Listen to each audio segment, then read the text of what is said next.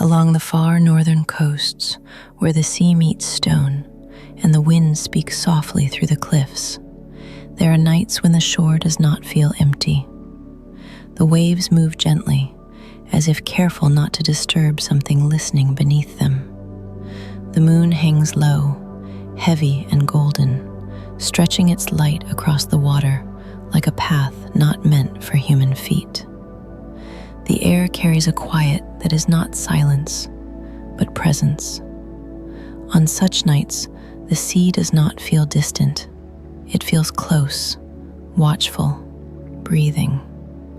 And if you stand very still, with the tide slipping in and out around the rocks, you may begin to feel that the water is not simply water, that it remembers, that it waits, that it is preparing. Because on nights like these, when the world softens and the boundary between land and sea grows thin, the Selkies come ashore. Selkies are not bound to one world. They are born of both tide and breath, creatures shaped by water, but curious about air. In the sea, they are seals, sleek and silent, their bodies moving through the currents as easily as thought moves through dreams. They know the deep paths beneath waves. They follow tides not by sight, but by instinct older than memory. But when the moon is right and the shore is quiet, they rise. They come to the rocks where the water meets land and slip free of their seal skins. And beneath those skins, they become something else. They stand upright, human in shape, though not entirely human in feeling. Their movements are slower, more deliberate, like creatures learning weight, learning stillness. They are not visitors, they are borrowers, borrowers of air, borrowers of warmth, borrowers of a world that does not belong to them. And always, always, they leave their sealskins hidden among the rocks, folded carefully, protected, because without them, they cannot return. And the sea does not forget what belongs to it. One quiet evening, when fog lay low across the water and the stars were dim behind a thin veil of cloud, a young Selkie rose from the sea. She moved slowly, her head breaking the surface first, then her body gliding toward the rocks. The tide welcomed her forward. The shore waited. She pulled herself onto the stone and rested there for a moment, listening to the wind, to the distant hush of waves, to something within herself that felt uncertain. Then, gently, she slipped from her sealskin. It fell away like a second tide, leaving her standing barefoot on the cold rock. She folded the skin carefully, smoothing it, tucking it beneath a stone worn smooth by years of water and time. Her fingers lingered there for a moment. Then she stood. The air touched her differently. The wind felt sharper, more curious. The ground beneath her feet was steady in a way the sea had never been. She stepped onto the sand. Each movement was slow, thoughtful, not because she feared the land, but because she respected it. The land did not move. It did not yield. It simply existed. And something within her stirred. Not fear, not longing, but wonder. She did not mean to go far. At first, she only walked along the shoreline, following the curve of the coast, listening to the waves behind her. But the land has a way of unfolding quietly. Paths appear where none were before. Lights glow in the distance. The scent of smoke and warmth drifts through the air. And so she found the cottage. It stood just beyond the reach of the tide, its windows glowing softly, its door slightly worn from years of use. She watched it for a long time before approaching. Inside, there was life. A fire crackling low, a chair drawn close to warmth, a table marked by use and memory. When the door opened, the person inside did not seem surprised. Some people, it is said, recognize the sea even when it stands before them in human form. No questions were asked, only a quiet welcome.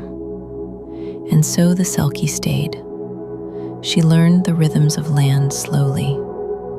Morning came with light instead of tide.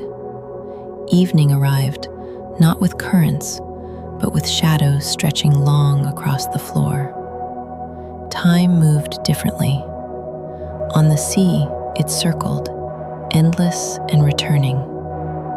On land, it moved forward, step by step, moment by moment.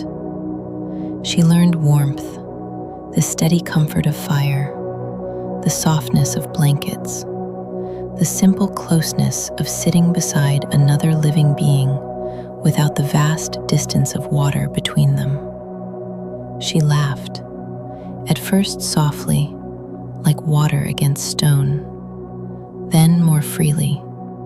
She spoke. Her voice was quiet, but it carried something deep within it, like echoes of waves far away. And she held hands, hands that were warm, still, certain. For a time, it felt enough, but every night she walked to the shore. At first, she told herself it was habit, a memory of movement, a lingering rhythm. But the sea does not let go so easily. It called to her, not with sound, but with feeling. A pull behind the ribs, a quiet ache beneath the breath. She stood longer each night at the water's edge. The waves reached for her feet. The wind carried the scent of salt and distance. Her dreams began to change. They filled with movement, endless blue, currents curling through darkness, the deep, steady heartbeat of the ocean. On land, she was learning how to live, but in the sea, she had always belonged. One night, beneath a pale and watchful moon, she returned to the rocks where her sealskin lay hidden. The stone had not moved.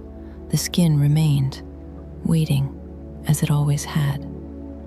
She knelt beside it, her fingers brushing its surface. Cool, familiar, certain. The choice had never been taken from her. The sea does not demand. It does not rush. It waits. Dawn came quietly. The cottage door stood open. The fire had burned low to ash. Footprints led across the sand, soft, unhurried, steady.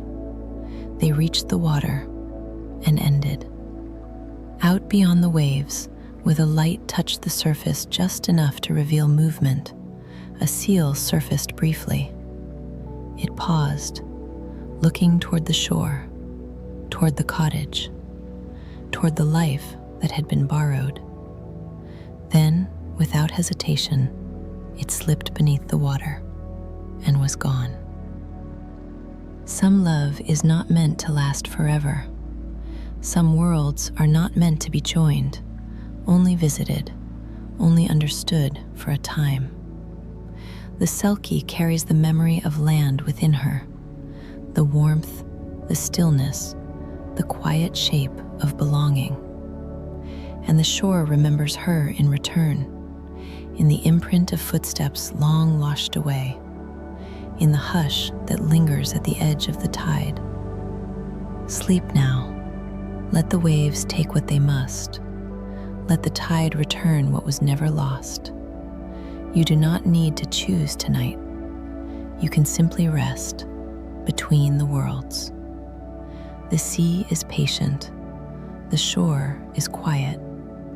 And somewhere beneath the surface, a Selkie swims on, carrying both love and longing gently as the tides carry everything back into the deep.